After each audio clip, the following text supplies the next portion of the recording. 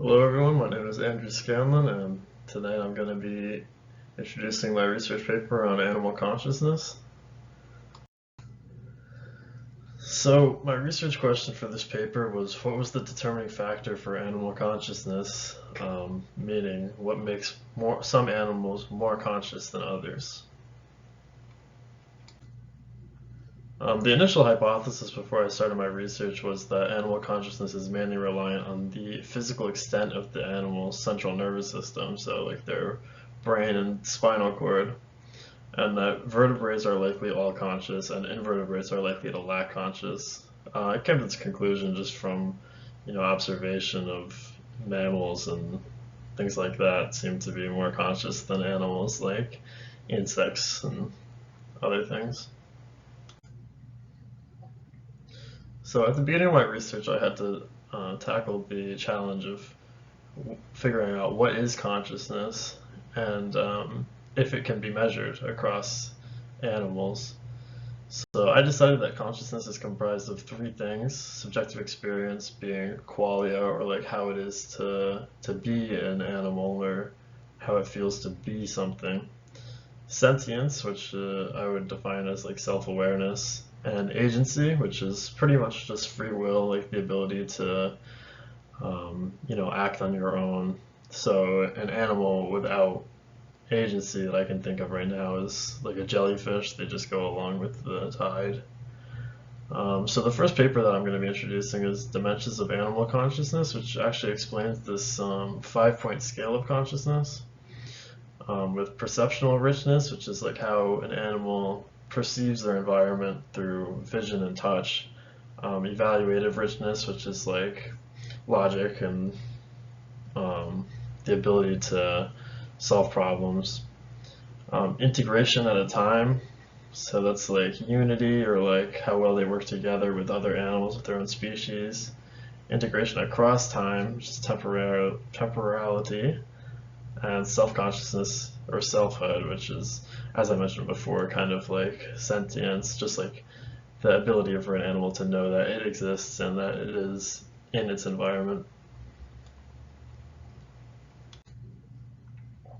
So the first experiment that I came across was this with this species of squid, where they did a mark test on the squid. So the mark test is where they'll place a mirror in the habitat of an animal and then see how the animal reacts to the mirror. So like for example with monkeys, they'll put like a little red spot on the monkey's chest, and when the monkey sees itself in the mirror, it'll touch the red spot.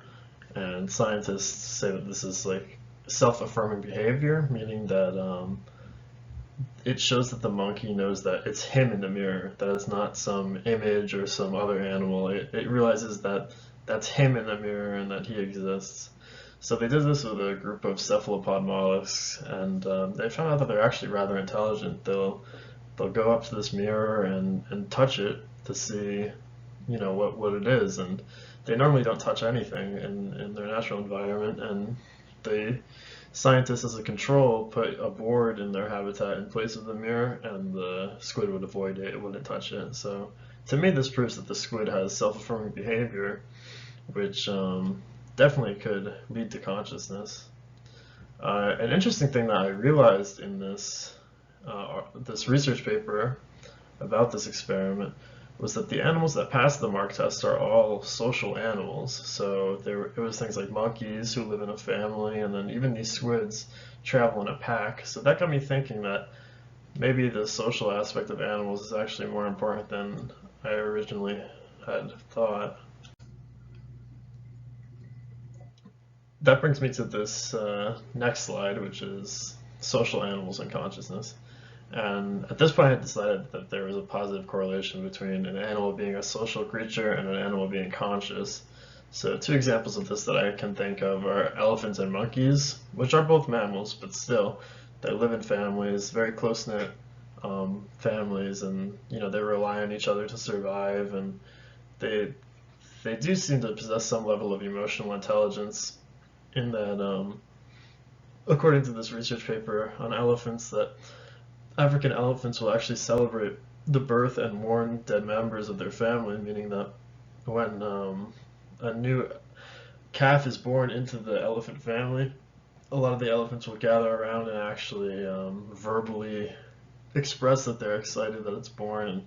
And the same thing will happen when a member of the family dies. They'll crowd around it and shake their trunks and verbally express that they're upset that their family member died. Really, is what it seems like to these elephant experts.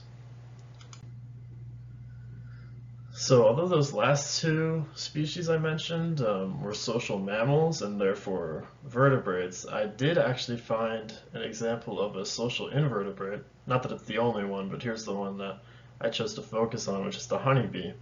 And the honeybee lives in a large a hive of bees, and they all work together towards a common goal. And this paper, The Evolution of Honeybee Dance Communication, a Mechanistic Perspective, actually showed that the honeybees have over 1,000 dances they use to communicate, and it's not even like they can only use them to communicate with bees that they are around all the time. If they meet a new bee from another hive for the first time, they can often communicate to them with this kind of like universal language, which I thought was really interesting actually. I'm not sure how they understand each other, but it seems like they do. And another thing that this mentioned was that the bees also have personalities, was what the scientists claimed, and that they observed some bees, and some bees would go and they would share their the honey that they and the nectar that they took from the flowers of that day, and some bees were more selfish. They would kind of take it all for themselves. So this kind of proves that they're not really drones. They have more of like an actual decision-making process, and some may choose to share the nectar while some choose to hoard it. So the thesis I came to is that animal consciousness is not entirely decided by the capabilities of an animal's nervous system, but instead it seems to rely a lot on whether the animal is a part of a community of other members of its species.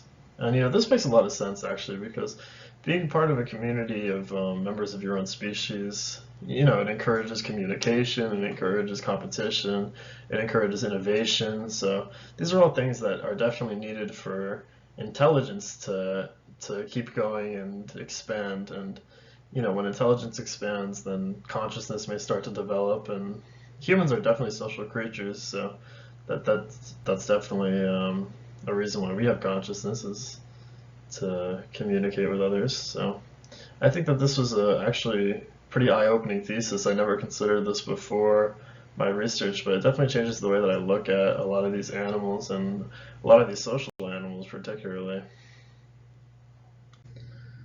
So here are the citations for this PowerPoint. Thanks for watching, and I hope you guys learned something today.